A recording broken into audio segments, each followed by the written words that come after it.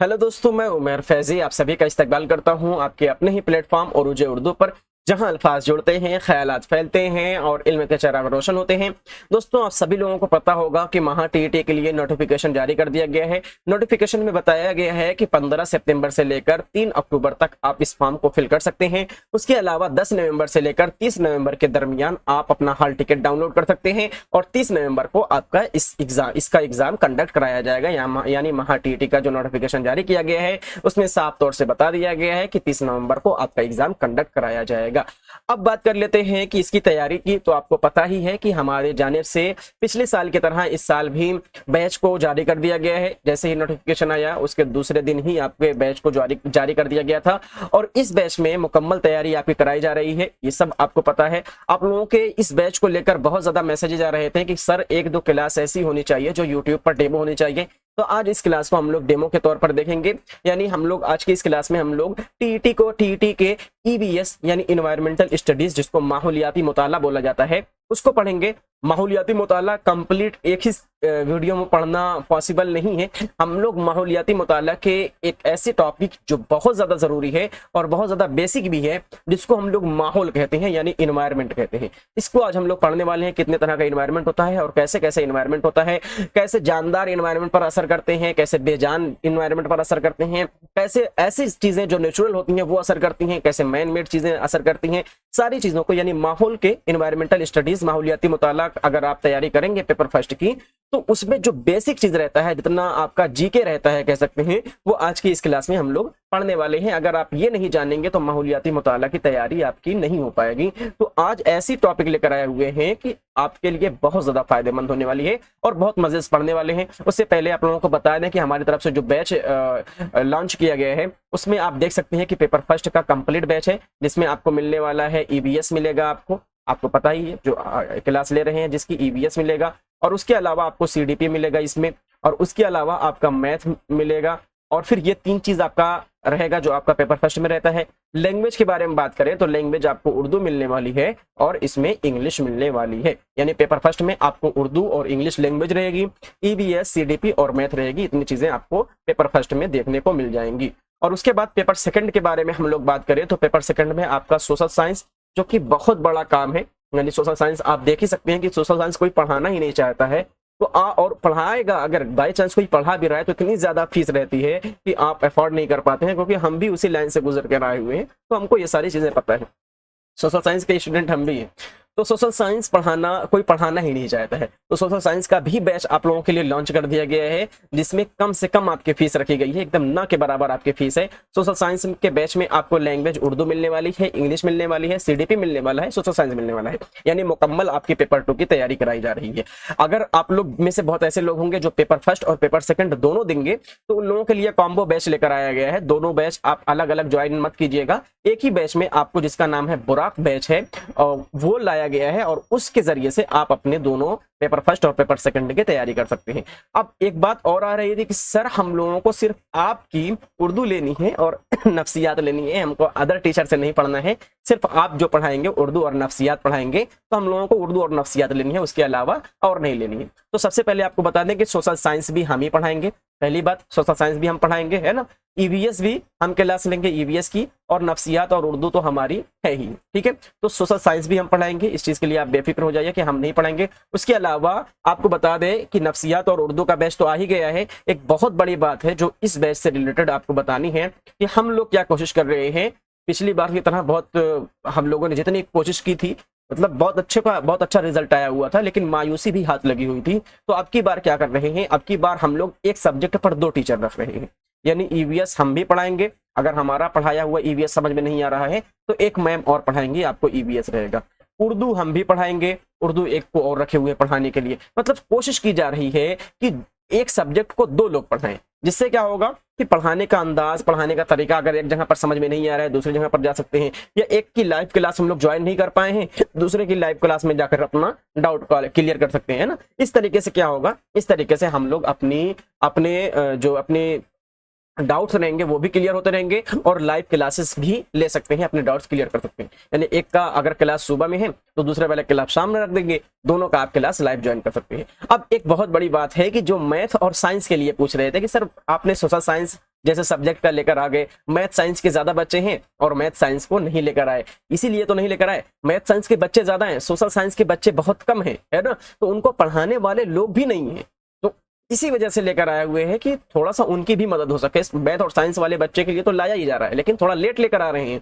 मतलब आपके लिए कल या परसों आपका ये बैच यानी मैथ और साइंस और पेपर फर्स्ट के लिए, पेपर फर्स्ट और पेपर सेकंड दोनों मैथ और साइंस का कॉम्बो बैच भी कल या परसों आपको देखने को मिल जाएगा। यानी आज 17 सितंबर है, आपको 20 सितंबर से पहले ही आपको मैथ एंड साइंस का बैच देखने को मिल जाएगा और डेमो क्लास भी आपको यूट्यूब चैनल पर मैथ और साइंस की देखने को मिल जाएगी। ठीक है, अब इस बैच को ज्वाइन कैसे करें, तो नीचे डिस्क्रिप्शन में दिया गया है ऐप का लिंक, ऐप को डाउनलोड कीजिएगा और उसके बाद इस बैच को परचेज करके आप इस अपनी कंप्लीट तैयारी कर सकते हैं।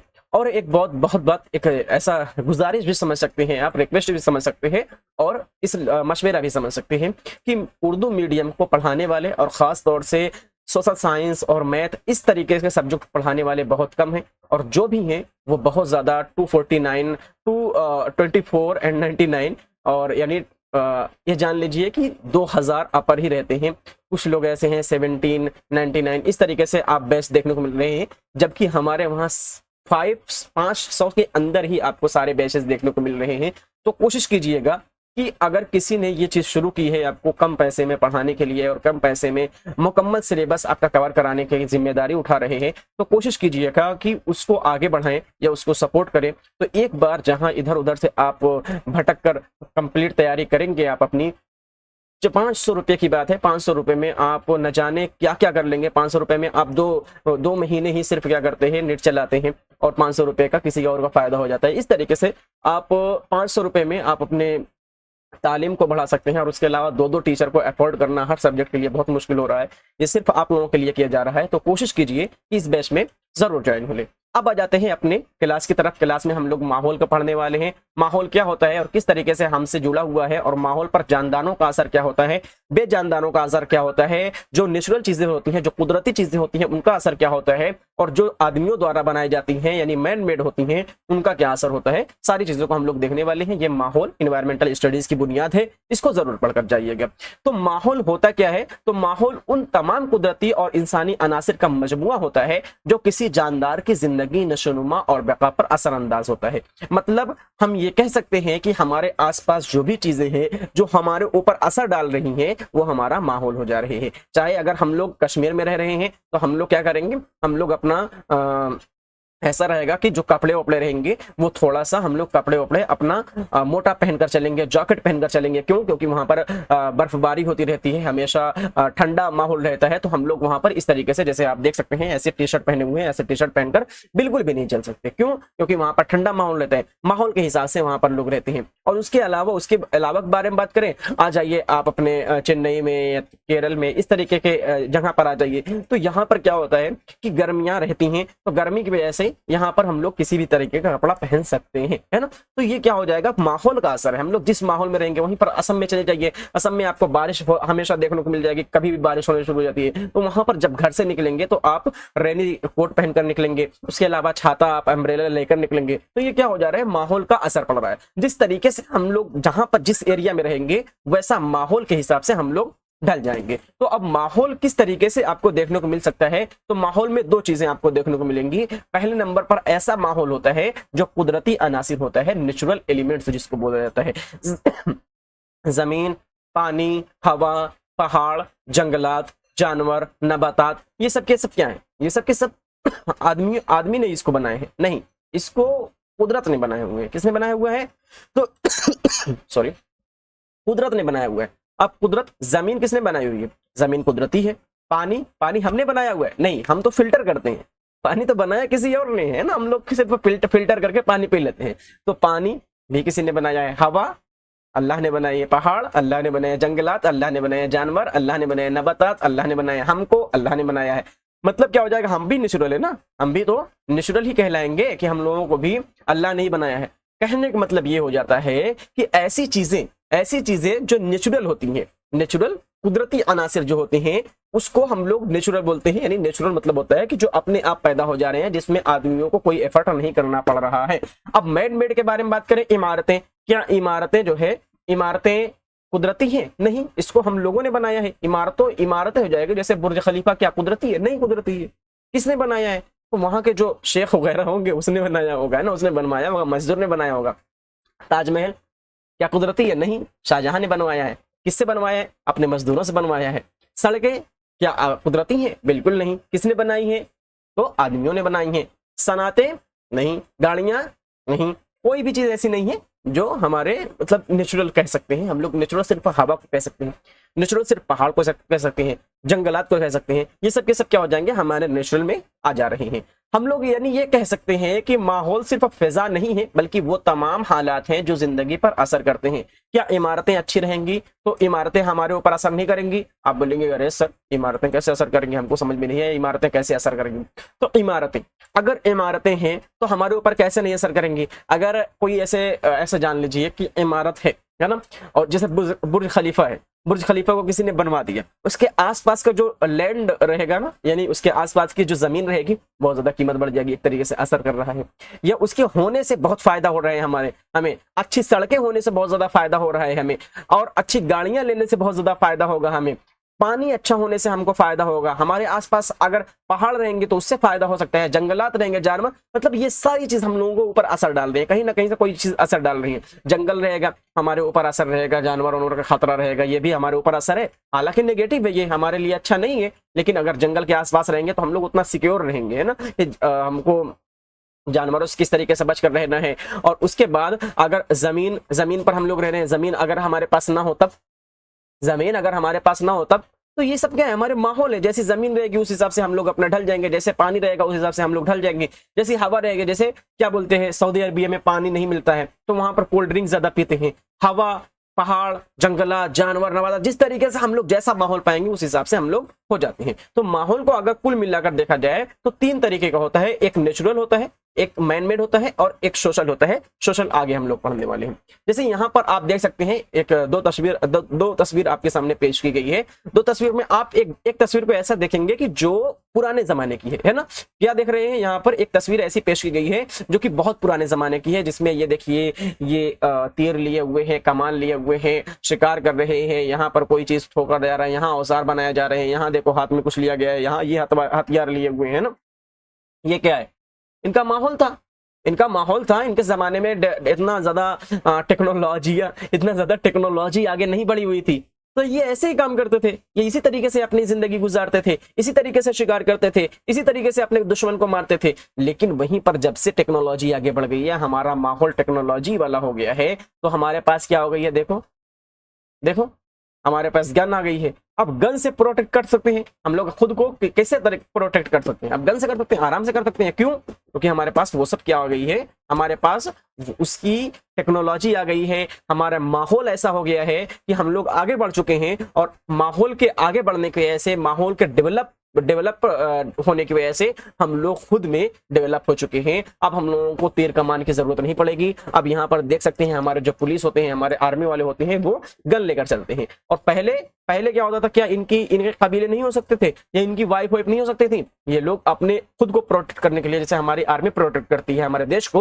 उस तरीके से ये भी प्रोटेक्ट करने के लिए अपने हथियार ले रहते थे। लेकिन ये असर हुआ किसका? माहौल का। किसका? टेक्नोलॉजी का। किसका? हम लोग आगे बढ़ चुके हैं ना। तो ये सब के सब क्या हो जाएंगे? यही होता है माहौल। ये लोग ऐसे माहौल में थे कि इनको और कुछ समझ में नहीं आ रहा था, तो अपना जो समझ में आया ये लोग लेकर चले। क्या इनकी ख्वाहिश थी ऐसे तीर कमान लेने की चलती? नहीं, इनकी जरूरत थी। हमको प्रोटेक्ट करना है खुद को, तो हमारी भी ये जरूरत बन जा रही है। ठीक है, तो ये माहौल का असर होता है।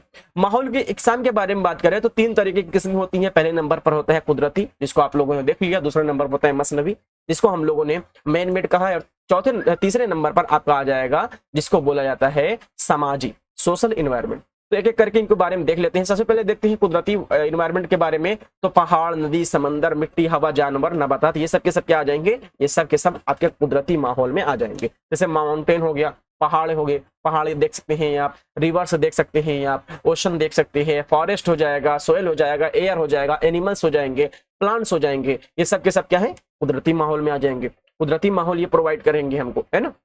उसके अलावा के बारे में बात करें तो मसनवी माहौल के बारे में बात करें तो मैन मेड होता है, इंसान के बनाए हुए अनासिर, जैसे इमारतें, मशीनें, टेक्नोलॉजी, डैम, खेत, गाड़ियां, ये सब के सब क्या हो जाएंगी? ये सब के सब हमारे मैन मेड हो जाएंगे। और उसके अलावा के बारे में बात करें, तीसरे नंबर पर हो जाता है समाजी माहौल। अब सबसे ज्यादा माहौल मतलब हम लोग यही कहते हैं कि समाज ही जैसा रहेगा वैसा माहौल रहेगा। हम हमारे दिमाग में जब माहौल के बारे में बात आती है तो हम लोग सिर्फ ये समझते हैं कि जैसा समाज रहेगा वही माहौल रहेगा, जैसी टेक्नोलॉजी रहेगी वैसा भी माहौल हो सकता है, जैसे हमारे आसपास पेड़ पौधे रहेंगे वैसा ही माहौल हो सकता है। जैसे हमारे पास, जैसे मान लीजिए एक एग्जांपल देते हैं, जैसे बंगाल हो गया, बंगाल। अब बंगाल के लोग बहुत ज्यादा क्या खाते हैं, मछली खाते हैं, मछली और चावल आप देखते होंगे ऐसे कि खाते होते होंगे। मुंबई में बहुत लोग ऐसे हैं, है ना। तो क्यों? क्योंकि वो उनके वहां का वो रिवाज हो गया, उनके वहां वो माहौल बन गया। और माहौल कैसे बना? क्योंकि उनके वहां समुद्र थी और समुद्र से मछलियां पकड़ते थे और उनके वहां वो, समझ लीजिए, उनका फंडामेंटल राइट्स बन गया है कि वो मछली खाएंगे, है ना।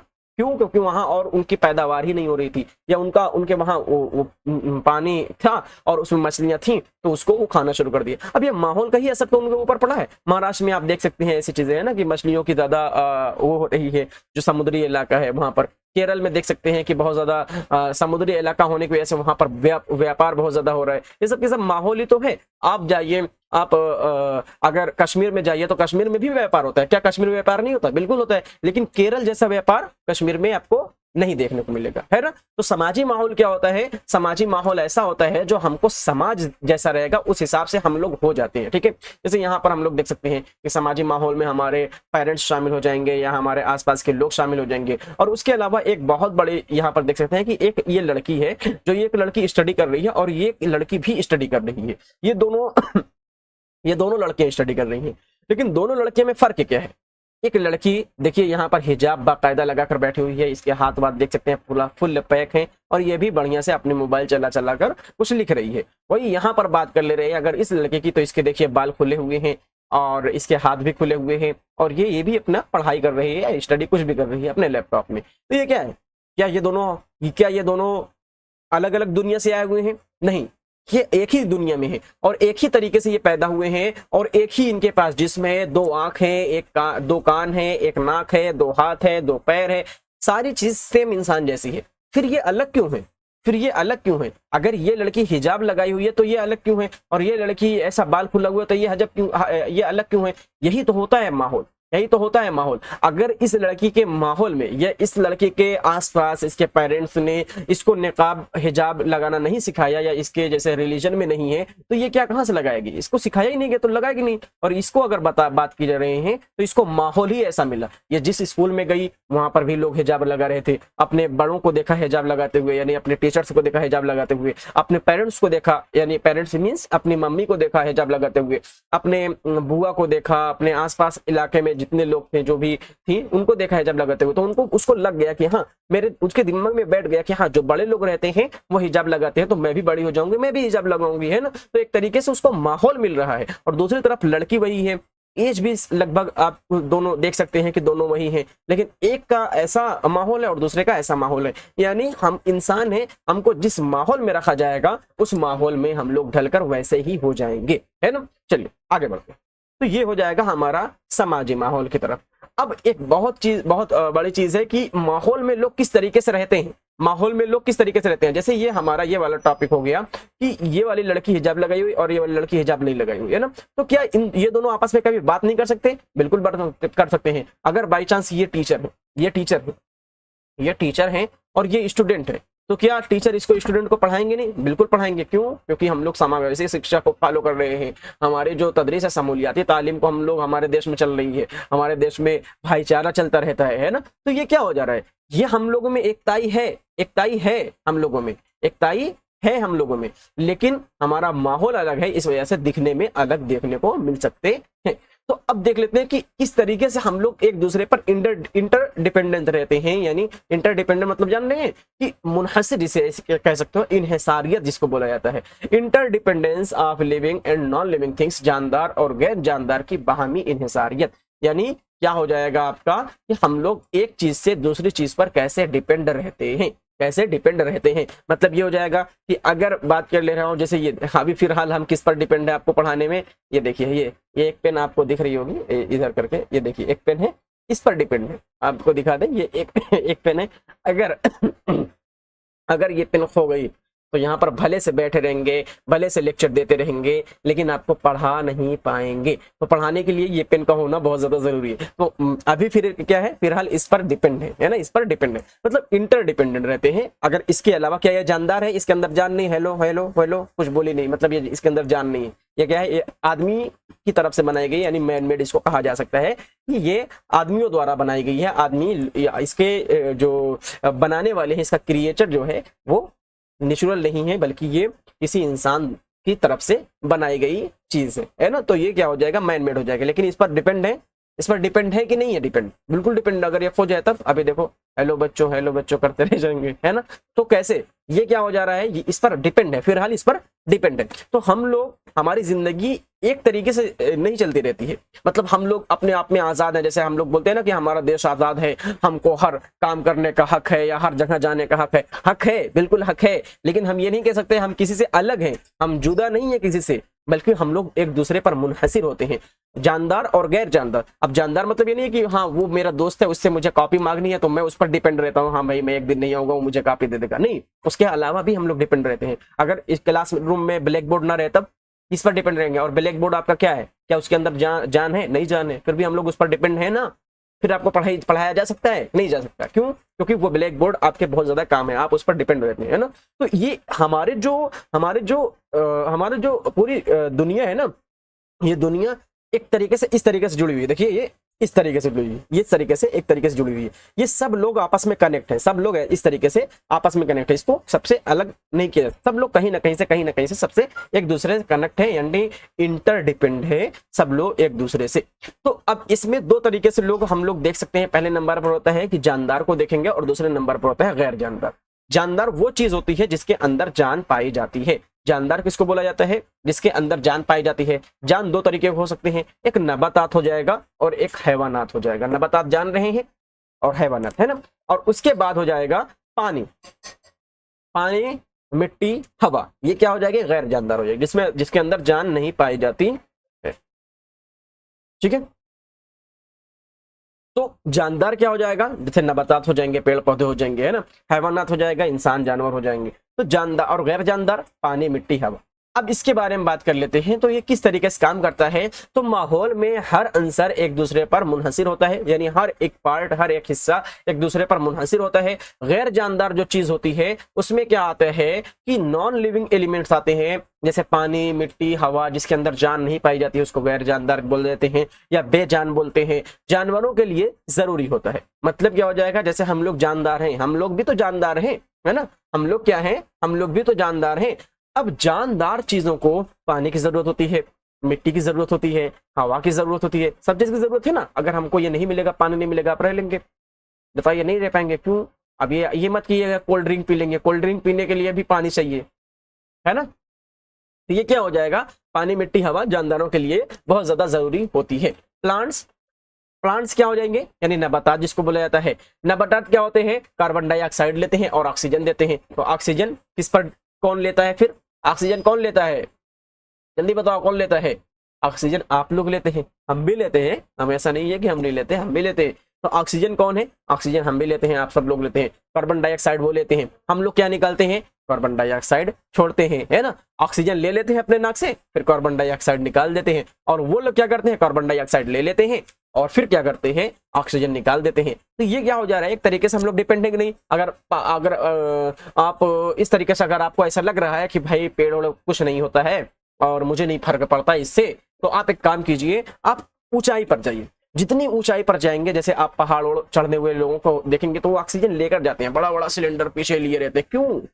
क्योंकि उनको पता है कि जितने ऊपर जाएंगे उतना हम लोग जमीन से हटते हुए चलेंगे, और जमीन पर ही ऑक्सीजन मिलेगा, क्योंकि जमीन पर ही सारी चीजें आपकी मौजूद हैं, पेड़ पौधे, जानवर, सारी चीजें मौजूद हैं। वहां पर आप सिर्फ कार्बन डाइऑक्साइड देंगे, ऑक्सीजन देने वाला कोई नहीं रहेगा। तो ऑक्सीजन आपको लेकर जाना पड़ेगा, जो कंधे पर ऐसे टांग कर लेकर जाते हैं, बैग बड़ा बड़ा ना, तो वो क्या होता है, उसमें ऑक्सीजन लिए रहते हैं। वो ऑक्सीजन जितनी ऊंचाई पर जाएंगे उतना कम होता जाएगा। तो हम लोग पेड़ पौधे पर भी डिपेंड रहते हैं। और उसके बाद बात कर लेते हैं कि ह्यूमंस एंड एनिमल्स, यानी हैवानात और इंसान के बारे में बात कर लेते हैं। तो ऑक्सीजन लेते हैं, कार्बन डाइऑक्साइड खारिज करते हैं। यही कार्बन डाइऑक्साइड कौन लेते हैं, तो हम लोग फिर चले जाते हैं कहाँ, तो नबातात की तरफ, नबातात लेते हैं और यही ये ऑक्सीजन देते हैं। और यही ऑक्सीजन कौन लेते हैं, हम लोग लेते हैं। तो एक तरीके से क्या हो गए, एक तरीके से इन लोगों पर डिपेंड हो गए, ठीक है, इंटरडिपेंडेंट हो गए। उसके बाद ये ताल्लुक माहौलियाती निज़ाम यानी इकोसिस्टम कहलाता है। इसी ताल्लुक को, मतलब तुम कुछ हमसे ले रहे हो, हम तुमसे कुछ ले रहे हैं, इसी को हम लोग क्या कहते हैं, इकोसिस्टम कहा जाता है, ठीक है। अब बात कर लेते हैं कि इकोसिस्टम होता क्या है। माहौलियाती निज़ाम, इकोसिस्टम में जानदार और गैर जानदार मिलकर एक निज़ाम बनाते हैं। हालांकि आप लोग यहाँ पर समझ गए होंगे कि गैर जानदार यहाँ पर पानी ले रहे हैं हम लोग इससे जानवरों से, है ना, और हम ही लोग क्या रहते हैं, जानदारों का पानी मिट्टी की जरूरत रहती है ना, और फिर प्लांट से नबातात जो हो जाएंगे वो ऑक्सीजन कार्बन डाइऑक्साइड लेते हैं और ऑक्सीजन देते हैं, हम लोग ऑक्सीजन लेते हैं। मतलब ये गैर जानदार, बेजानदार और नबातात, हैवानात, ये सारे लोग आपस में क्या है, आपस में जुड़े हुए हैं, उलझे हुए हैं एक तरीके से, है ना। तो इकोसिस्टम इसी को कहा जाता है। इकोसिस्टम में जानदार और गैर जानदार मिलकर एक निजाम बनाते हैं जिसको इकोसिस्टम कहा जाता है। मिसालें एक बार इसकी देख लेते हैं कि ये लोग क्या करते हैं। जैसे हम लोग झील देख सकते हैं, झील पानी, मछलियां, पौधे, मेढक, धूप, ऑक्सीजन, ये सब की सब क्या है, ये सब इकोसिस्टम की मिसालें हैं। जंगल के बारे में बात करें, फॉरेस्ट, दरख्त, परिंदे, जानवर, बारिश, रोशनी, सूरज, ये सब क्या है, ये सब क्या है, ये सब अपना मिलाकर एक इकोसिस्टम तैयार कर लेते हैं। इकोसिस्टम कहीं पर भी तैयार हुआ जा सकता है, जहां पर जानदार इकट्ठा हो जाएंगे वहां पर कुदरती भी चीजें मिल जाएंगी, और उसके अलावा आदमियों द्वारा जो चीज बनाई रहेगी वो वहां पर इकट्ठा हो जा रही है, तो वो इकोसिस्टम कहलाएगा, ठीक है। उसके बारे में उसके बाद बात कर लेते हैं कि बायोडायवर्सिटी, हयातियाती तनव्वु। दुनिया में बेशुमार जानदार हैं, इनकी रंगत, जिसामत, हरकत और आदत अलग अलग है। मतलब हर जानवर की आदत अलग है, हर जानवर, बेशुमार जानदार यहाँ पर मौजूद हैं। हम लोग भी देखो, हमारी हरकत अलग है, जानवरों की हरकत अलग रहेगी, है ना। सब लोग जानदार हैं, जो भी जानदार हैं उन सारे लोगों को देखेंगे तो उनकी रंगत, उनकी जिसामत यानी जिस्म का ढांचा जो रहेगा, जिस्म जिस तरीके से उनका रहेगा, हरकत उनकी, आदत उनकी, खाने की आदत, पहनने की आदत, कपड़ा की आदत, सोने की आदत और कोई भी चीज की आदत हो जाएगी, सब उनकी क्या रहेगी, सब उनकी अलग अलग आपको देखने को मिल जाएगी। उसके अलावा के बारे में बात करें तो ये तनव्वु माहौल के तवाजुन के लिए जरूरी होता है। मतलब अगर हम ये कह सकते हैं कि सब लोग अगर खाना खाना शुरू कर दें, सब लोग चलो सब्जी खाएं, सब लोग किसकी सब्जी खाएं, आलू की सब्जी खाएं, आलू की सब्जी हम भी खाएं, आप भी खाइए, और उसके अलावा शेर को भी खिलाते हैं, और उसके अलावा गधे को भी खिलाते हैं, और उसके अलावा मछली को भी खिलाते हैं आलू की सब्जी। ये क्या हो जा रहा है, आपको लग रहा है कि यह सही हो जाएगा? क्या ये सही हो जाएगा? दुनिया में आलू ही खत्म हो जाएगा? फिर तो आलू ही खत्म हो जाएगा। अगर हम लोग शहद की मक्खी को आलू खिलाना शुरू कर दें, हाँ खाएगी? क्या हो जाएगा? हिरन को आलू खिलाना शुरू कर दें, खाएगा? नहीं। तनव्वु जो होता है वो एक क्या बना हुआ है, एक इक्वालिटी बनाए हुए हैं हमारे जो माहौल है उसमें इक्वालिटी, एक बैलेंस लेकर चल रहा है। अगर वो खत्म कर देंगे, वो तनव्वु खत्म कर देंगे, वो डिफरेंशिएट इनके खत्म कर देंगे, वो डाइवर्सिटी खत्म हो जाएगी, तो फिर हमारे यहाँ जीवन पॉसिबल नहीं हो पाएगा। मतलब लाइफ को पॉसिबल नहीं हो पाएगी फिर किसी भी तरीके से। सबसे पहले देख लेते हैं ऐसा क्यों होता है। जैसे एग्जांपल के तौर पर देख लेते हैं ये तनव्वु होता क्या है, ये डाइवर्सिटी है क्या। तो शहद की मक्खी पॉलिनेशन करती है, यहाँ पर आप देख ही सकते हैं पॉलिनेशन किस तरीके से, इसको हम लोग डिटेल में पढ़ेंगे। अभी ऊपर से जान लेते हैं कि पॉलिनेशन होता क्या है, किस तरीके से, है ना, पॉलिनेशन ये करती है।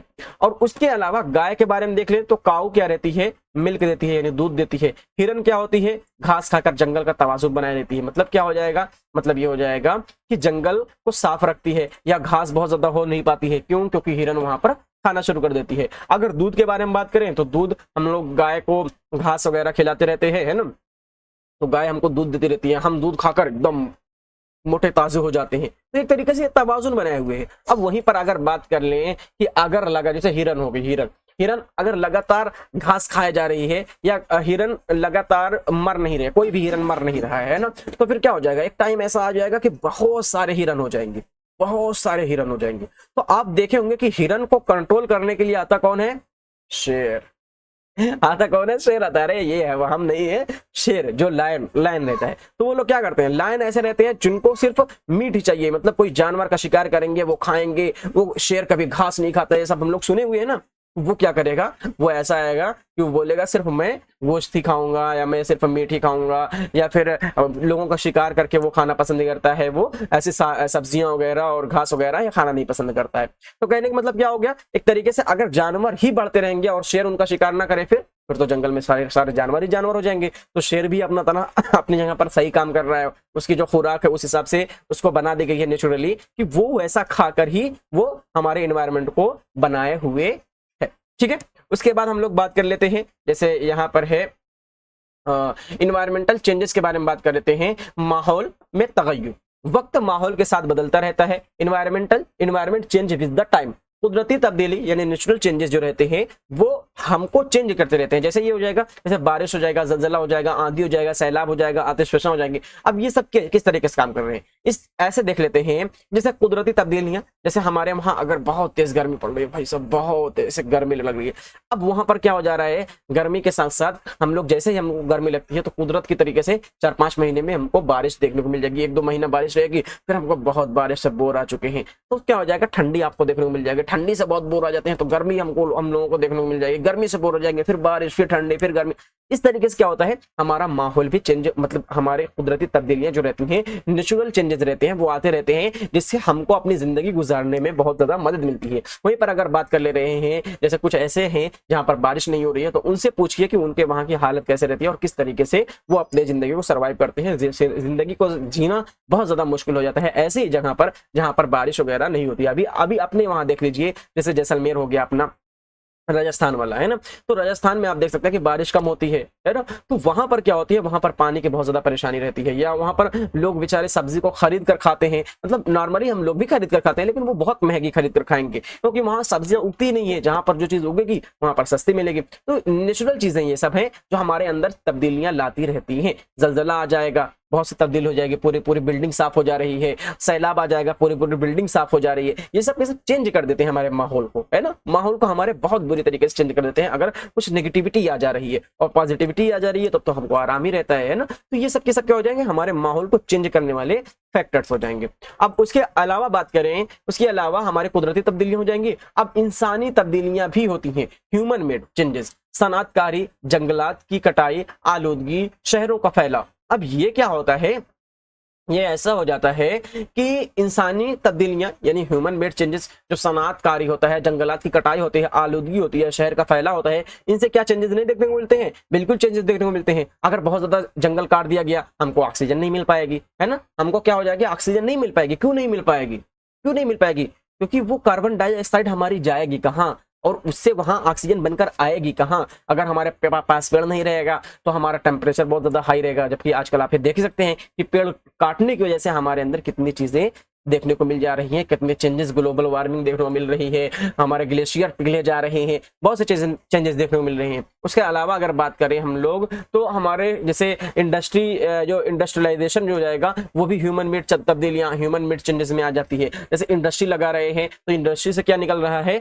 बहुत ज्यादा धुआं निकल रहा है। यहाँ पर आप देख सकते हैं इतना ज्यादा धुआं निकल रहा है, और ये इतने धुआं निकलने की वजह से क्या हो जाएगा, हमारा माहौल, आपको क्या लग रहा है, माहौल अच्छा रहेगा, बहुत बुरा हो जाएगा। मतलब सांस लेना बहुत ज्यादा परेशानी हो जाएगी, और ऐसा हो जाएगा ऐसे चीजें हो जाएंगी। क्यों, क्योंकि धुआं निकलने से हमारे फेफड़े, हमारे लंग्स जो रहते हैं वो भी बहुत ज्यादा बुरी तरीके से डैमेज हो जाते हैं, है ना। तो ज्यादा धुआं निकलने से, जहां पर फैक्ट्रीज वगैरह रहती हैं वहां पर आसपास ज्यादा देखेंगे तो कैंसर वैंसर के मरीज रहते हैं, या फैक्ट्रीज, इसी वजह से ऐसा सरकार बोलती है कि अगर फैक्ट्री आप लगा रहे हैं तो आउट एरिया में लगाए, जहां जंगल वंगल रहता है तो वहां पर लगाया जाते हैं, मतलब जहां इंसानों की आबादी नहीं रहती है, तो ऐसी एरिया में लगाया जाता है जहां पर हवा प्रदूषित ना हो जाए, हवा खराब ना हो जाए, वायु प्रदूषण जिसको बोला जाता है ना, तो वो ना हो जाए। तो इंसानी तब्दीलियां ये भी लेकर आती हैं। अगर इंडस्ट्री रहेगी तो उसके आसपास का एरिया एकदम जहरीला रहेगा। पेड़ काटने से हमारा टेम्परेचर हाई होता है, हमको गर्मी लगती है, हमको ऑक्सीजन की कमी भी हो सकती है, ग्लोबल वार्मिंग का खतरा रहेगा, और ग्लेशियर पिघलने का खतरा रहेगा।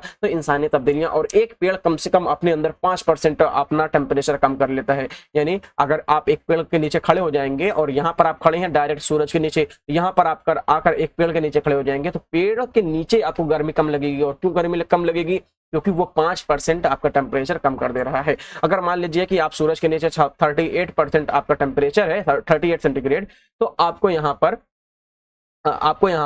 देखने को मिल जाएगा 33 आसपास आपको देखने को मिल जाएगा, 33 डिग्री आपको देखने को मिल जाएगा। ठीक है, अब उसके बाद मॉडर्न इन्वायरमेंटल इश्यूज यानी माहौलियात के जदीद मसाइल के बारे में बात करें। मतलब हमारे यहाँ का माहौल का मसला क्या है, मतलब हम लोग माहौल को किस तरीके से देखते हैं कि हमारे माहौल का अच्छा है, खराब है या मीडियम है। तो मॉडर्न मतलब जदीद के बारे में बात करें, आज के टाइम पर बात करें, तो सबसे पहले नंबर पर हमको देखने को मिलती है आलूदगी, जिसको हम लोग पॉल्यूशन बोलते हैं। पॉल्यूशन किस तरीके से होता है, मतलब जो समाज को डैमेज कर रहे हैं, आलूदगी उसी को बोला जाता है। मतलब पॉल्यूशन कितने तरह का होता है, सबसे पहले बताइए पॉल्यूशन को आप किस तरीके से देखते हैं। सबसे पहले नंबर पर होता है एयर पॉल्यूशन। एयर पॉल्यूशन, देखो एयर पॉल्यूशन ये है, ठीक है, और आबी पॉल्यूशन ये है, गलती से आपको देखने को मिल जाएगा, गलती से देखने को मिल गया है, आपका चेंज हो गया है ना। तो आबी पॉल्यूशन यानी वाटर पॉल्यूशन जो होता है वो आपको नदी में देखने को मिल जाएगा। जैसे पहले हम लोग ये बोलते थे कि हमारे वहाँ की नदी इतनी साफ थी कि हम लोग पानी पी लेते थे नदी में। आज के टाइम पर नदियों की हालत देखो, ये किसका किया धरा है, ये इंसानों का ही किया धरा तो है क्या? ये गॉड ने, अल्लाह ने अपने ऐसे भेज दिया कि ले जाओ कचरा उस नदी में डाल दो, ऐसा थोड़ी हुआ है। या हम लोग ही तो डाल रहे हैं। अगर हम लोग कचरा न डालें तो नदी में, नदी का पानी आज भी साफ रहेगा, आज भी साफ रहेगा। ऐसा नहीं है कि वो दौर अलग था और आज का दौर अलग है, वो दूसरे दिन थे ये दूसरे दिन है, ऐसा कुछ नहीं है। टाइम वही है, पानी वही है, हम लोग सिर्फ बदल गए हैं। हम लोग अगर अपने पानी, अपने नदियों को ध्यान देना शुरू कर देंगे, तो उसमें कचरा नहीं जाने देंगे, तो बहुत सी चीजें हम लोग, बहुत सी बीमारियां तक भी बच सकती हैं। बहुत से ऐसे इलाके हैं, बहुत से ऐसे जानवर हैं, जैसे जानवर को मान लीजिए, जानवर क्या, नल से आप आएंगे, वो मोटर चालू करेंगे, वो पानी भर गया, चलो चलो अप्पा लो पानी पियो। उसके बाद उसमें से आपके जो आपके आसपास के जो डॉग हैं या आपके आसपास के जो कैट वेट हैं, वो आकर पानी पी लेंगी। आपकी यहाँ बिल्लियाँ ऐसे ऐसे नल चालू करेंगे और ऐसे पी लेगी, ऐसे पीगी, ऐसे पी सकती है? नहीं पी सकती। उसको ऐसा ही पानी चाहिए जहां पर खुला पड़ा हो, या नदी उदी के आसपास जो भी जानवर रहते हैं वो अपना जाकर पानी पियेंगे। और ऐसा क्यों है, ऐसा क्यों है? क्योंकि उनको वो उसी तरीके से वो पानी पियेंगे। और अगर पानी पिए और बाई चांस उसकी डेथ हो जा रही है, पानी जहरीला होने की वजह से, पानी में बहुत से केमिकल मतलब खराब चीजें फेंकने की वजह से पानी जहरीला हो जा रहा है, तो वो उनकी भी डेथ होगी। और उनकी डेथ होने की वजह से उनकी आबो हवा जहरीली हो जाएगी, या उनके जो आसपास के लोग रहेंगे, या कोई कुत्ता अगर खराब चीज पी रहा है, उसके अगर कुछ आसपास हो जा रहा है, तो वो जहां पर भी जाएगा उसकी फिजा, जो उसकी हवा रहेगी वो जहरीली हो जाएगी। उसकी हवा के जरिए से कैंसर फैलेगा। कोरोना वोरोना कैसे फैला हुआ था, ऐसी चीजें तो फैला हुआ था, है ना। तो जानवरों से ही तो ये सब चीजें आती हैं। और जानवर कहाँ पर जाते हैं, जानवर नेचुरल चीजों को यूज करते हैं, और नेचुरल चीज खराब कौन करता है, इंसान खराब करते हैं, है ना। चलिए, अभी आलूदगी को हम लोगों ने देखा। फजाई आलूदगी यानी एयर पॉल्यूशन, बहुत ज्यादा फैक्ट्रीज अगर लग जाती हैं तो उसके आसपास का एरिया एकदम खराब हो जाता है। जमीनी आलूदगी के बारे में बात करें तो जो कचरा रहता है, कचरा हम लोग इकट्ठा इतना कचरा करते हैं, इतना कचरा करते हैं, या प्लास्टिक का इस्तेमाल, या जो जिस भी तरीके से हम लोग जमीनी कचरा कर देते हैं, तो फिर क्या हो जाएगा, उसको जलाते हैं, जलाने से क्या हो जाएगा, एयर पॉल्यूशन फिर बढ़ेगा। एयर पॉल्यूशन है ना, यहाँ से एयर पॉल्यूशन सिर्फ क्या फैक्ट्री लगाने से होता है? नहीं, बल्कि बहुत से काम करने से, जैसे आग उग जला देते हैं या खराब प्लास्टिक जला देते हैं, इससे भी हमारा एयर पॉल्यूशन होता है। उसके अलावा सौती यानी नॉइस पॉल्यूशन भी बहुत ज्यादा है, बहुत ज्यादा आवाज का इस्तेमाल भी हमारे लिए खतरा बन सकता है। अब उसके बाद है माहौलियाती अदम तवाजुन यानी इम्बैलेंस जो हम लोग हो रहे हैं, बैलेंस से हम लोग हट रहे हैं, उसकी क्या वजह हो सकती है। जैसे हमारे वहाँ पहले इतनी गर्मी नहीं पड़ती थी, अभी इतनी गर्मी पड़ रही है, या कहीं कहीं ठंडी नहीं पड़ रही थी तो इतनी ज्यादा ठंडी पड़ रही है, और ओजोन परत को हम लोग संभाल नहीं पा रहे हैं, और ओजोन परत लगातार हमारी डैमेज हुई चली जा रही है। तो ऐसा क्यों हो रहा है, आखिर वजह क्या है? सबसे पहले हम लोग देख ले रहे हैं एक्सटेंशन ऑफ वाइल्ड लाइफ, जंगली हयात की नस्ल कशी।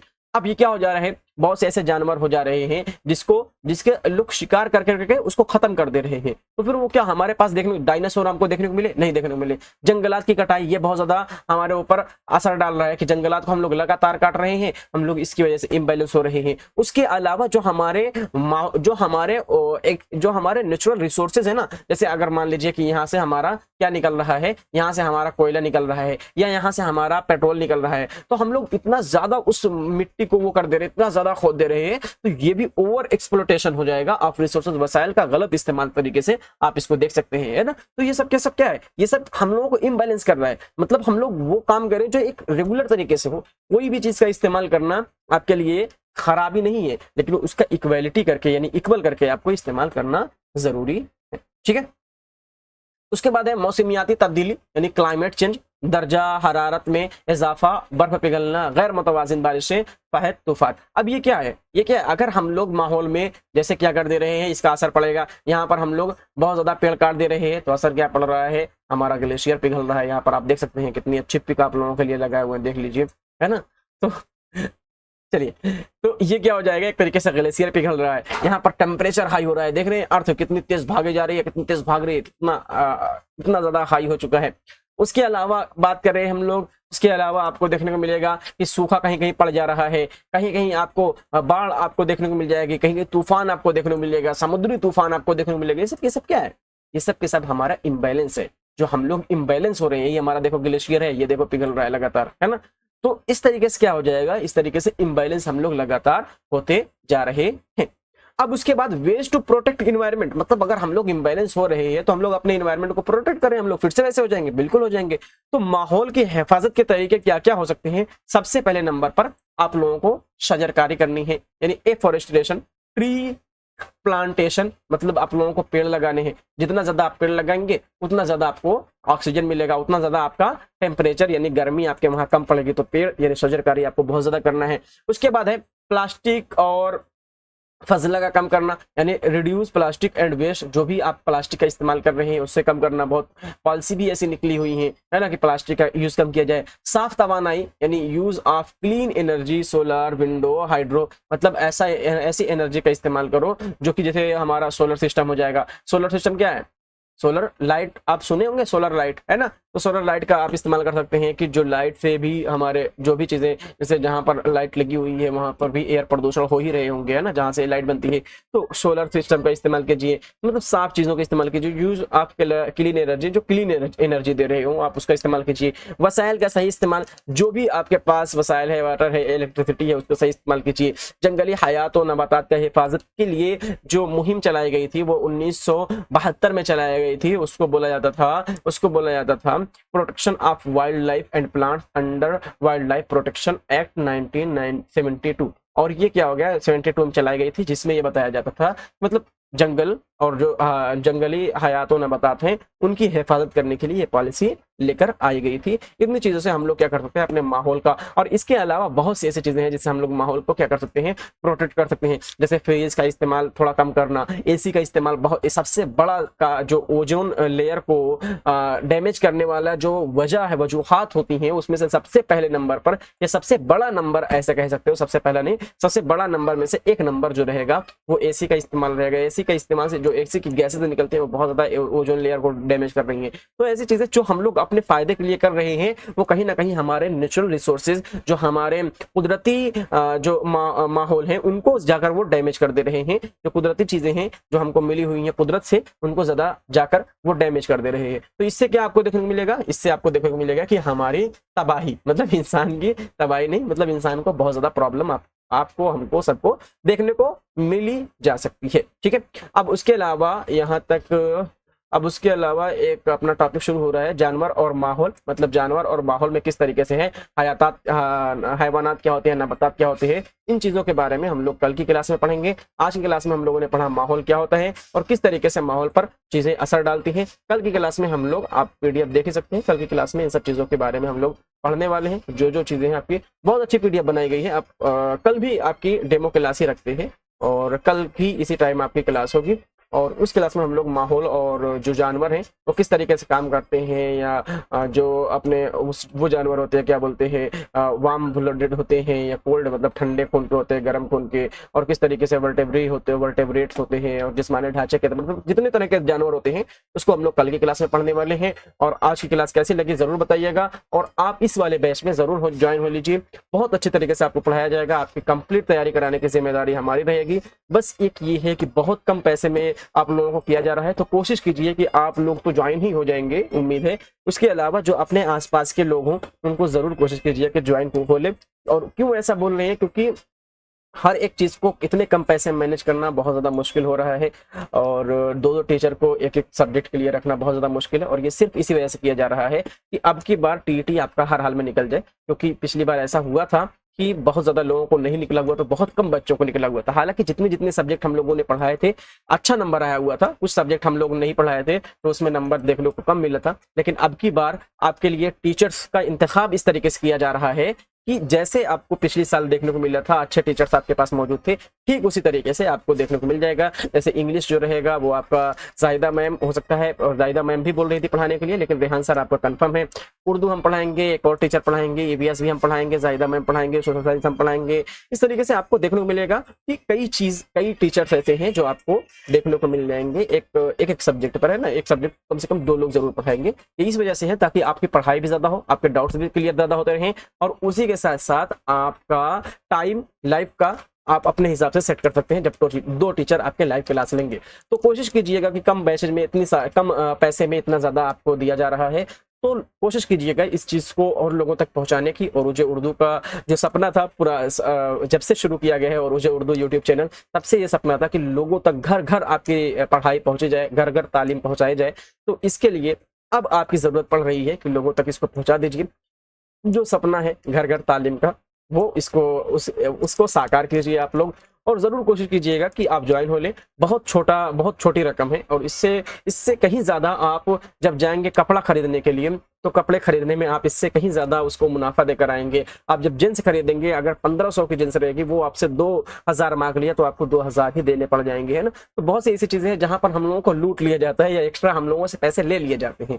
तो कहीं ना कहीं आपको वो चीज बाद में रियलाइज होगी कि मैंने काश वो सारी चीजें जो मैं अपने जाति ऊपर खर्च कर रहा था, तालीम पर खर्च कर लेता तो आज मैं कुछ और होता, है ना। ये सारी चीजें बहुत बाद में रियलाइज होती हैं। तो तालीम पर जरूर पैसा खर्च कीजिए, और हम तो हमेशा से ये कहे हुए हैं कि किताबों पर ज्यादा खर्चा कीजिए। जब आपकी किताब आपके सिरहाने होगी, आपकी मोबाइल की जो कीमत है उससे ज्यादा कहीं कीमत की आपकी किताब रहनी चाहिए, जो आपके सिरहाने हो या आपके आसपास जो आपकी मोबाइल हो, उससे कहीं ज्यादा कीमत की आपकी किताबें होनी चाहिए। तब जाकर आप ये कह सकते हैं कि मैं तालीम में इंटरेस्टेड हूँ, या तालीम आपको कुछ बनाएगी। जैसे कोई किताब है, आपके आसपास इतनी किताब होनी चाहिए कि आपकी ये मोबाइल है तो इस मोबाइल से कहीं ज्यादा महंगी हो आपकी किताब, या उसकी कीमत उससे ज्यादा महंगी। ये इतनी किताबें आपके पास होनी चाहिए कि आपके मोबाइल से कहीं ज्यादा कीमत आपकी किताबें हो, तभी तालीम आपको कुछ बना सकती है। ये इतना ज्यादा आपको पढ़ने में इंटरेस्ट लाना पड़ेगा, तभी आप कहीं कामयाब हो सकते हैं।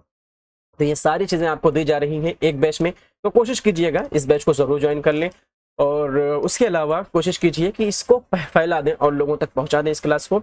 और इस क्लास को नीचे डिस्क्रिप्शन में दिया गया है ऐप का लिंक, आप वहां से सारी चीजें पहले रजिस्टर कीजिएगा। ऐप जैसे ओपन करेंगे तो आपको ईमेल आईडी और पासवर्ड मांगेगा, वो आपके लिए नहीं रहता है, वो पुराने स्टूडेंट के लिए रहता है। जो एक बार ऐप को डाउनलोड कर लेंगे उनका अपना पासवर्ड बना दिया जाता है, अपना ईमेल आईडी रहती है, तो वो क्या हो जाएंगे, बाद में फिर से लॉगिन हो सकते हैं। लेकिन अगर आप पहली बार डाउनलोड कर रहे हैं तो पासवर्ड और लॉगिन के नीचे रजिस्टर का ऑप्शन दिया रहेगा, आप उस पर क्लिक करेंगे तो आपको फिर से अपना रजिस्टर करना पड़ेगा, मोबाइल नंबर और अपना नेम जो भी रहेगा, आप जान ही सकते हैं, इन सब चीजों को जान ही रहे होंगे।